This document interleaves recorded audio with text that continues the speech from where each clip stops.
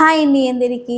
ఈరోజు మనం ఈ వీడియోలో ఎంతో సాఫ్ట్గా అలాగే ఎంతో హెల్తీగా పెసరపప్పుతో ఇడ్లీలను ఎలా ప్రిపేర్ చేసుకోవాలో అనేది ఈ వీడియోలో మీకు క్లియర్గా చూపించబోతున్నానండి.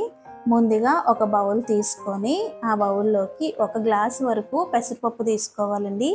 1 గ్లాస్ పెసరపప్పు తీసుకొని బాగా క్లీన్ చేసుకోవాలన్నమాట. 2-3 సార్లు శుభ్రంగా వాష్ చేసుకున్న పెసరపప్పులోకి నిండా నీళ్ళు పోసుకొని ఓవర్ నైట్ సోక్ చేసుకోవాలన్నమాట.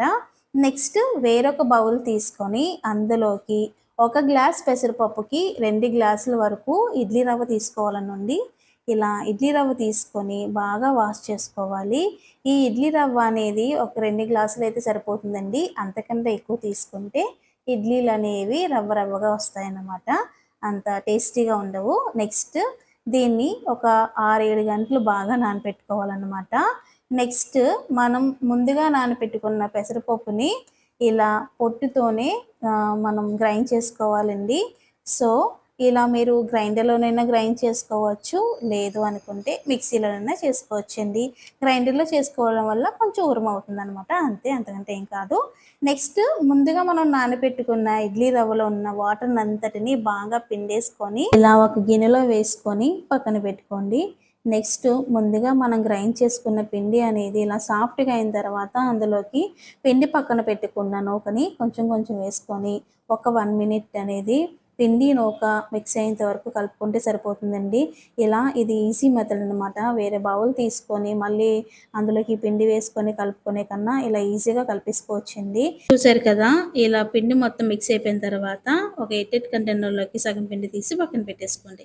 మిగిలిన దాన్ని ఒక బౌల్లోకి తీసుకొని అందులోకి వాటర్ వేసుకుంటూ కొంచెం కొంచెం వాటర్ వేసుకుంటూ బాగా కలుపుకోవాలన్నమాట. ఇలా కలుపుకున్న దాంట్లోకి 1 స్పూన్ సాల్టు అలాగే బేకింగ్ సోడా వేసుకొని బాగా మిక్స్ చేసుకోవాలి. ఇలా మిక్స్ అయిన దాంట్లోకి కొంచెం వాటర్ వేసుకొని బాగా కలుపుకోవాలన్నమాట. మనకి బ్యాటర్ అనేది ఇడ్లీ బ్యాటర్ లాగా ఉంటే సరిపోతుందన్నమాట. ఇడ్లీ పాత్ర తీసుకొని అందులోకి వాటర్ వేసుకొని పక్కన పెట్టేసుకోండి. ఇప్పుడు ఇడ్లీ రేకులకి గీ అప్లై చేసుకొని బ్యాటర్ని కొంచెం కొంచెం వేసుకుంటూ అన్ని ఇడ్లీ రేకులకి కూడా బ్యాటర్ మొత్తాన్ని వేసుకున్న తర్వాత వీటన్నిటిని కూడా మనం ఒక 10 నిమిషాల వరకు కుక్ చేసుకోవాలండి. 10 నిమిషాల తర్వాత ఇప్పుడైతే మనకి ఇడ్లీ అనేవి రెడీ అయిపోయాయండి. చూసారు కదా, ఎంతో సాఫ్ట్గా ఎంతో టేస్టీగా ఉండే ఈ హెల్దీ ఇడ్లీలను మినపప్పుతోనే కాకుండా అప్పుడప్పుడు ఇలా పెసరపప్పుతో కూడా ట్రై చేసి చూడండి, చాలా బాగుంటాయి అన్నమాట. ఈ బ్యాటర్తో మనం చాలా రెసిపీస్ అయితే చేసుకోవచ్చండి. పునుగులు వేసుకోవచ్చు, అలాగే దోశలని, ఇంకా కుడుములని, ఇలా చాలా రకాలైతే మనం చేసుకోవచ్చండి. మీకు కనుక ఈ వీడియో నచ్చినట్లయితే లైక్ చేయండి, షేర్ చేయండి, అలాగే సబ్స్క్రైబ్ చేసుకోండి.